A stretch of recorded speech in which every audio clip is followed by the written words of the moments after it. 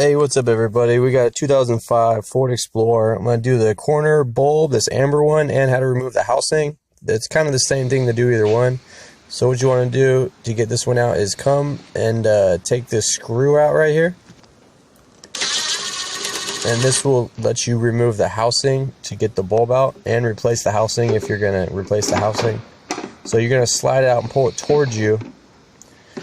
Basically, there are these little studs that are in there, and you're just gonna pull out until these pop out. Here's the bulb. Twist it, it'll unlock, and you can pull the bulb out with the connector still attached. See, no big deal. I'm replacing this housing because it had a chip on it, and they wanted to replace. Here's my new part number for it. Here's the new one. Here's what it looks like.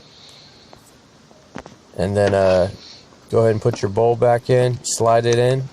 And twist it to lock it in place, and then we'll go ahead and slide this back in place, and then once we get it pushed back where it was, go ahead and put that screw in. Make sure you line up these little studs, push it in place, and then we'll put the screw back in the top right here. Make sure the hole is lined up, tighten this down, and that's it, guys. Test it out, make sure it works, and then you can go show your dad. I don't have a dad.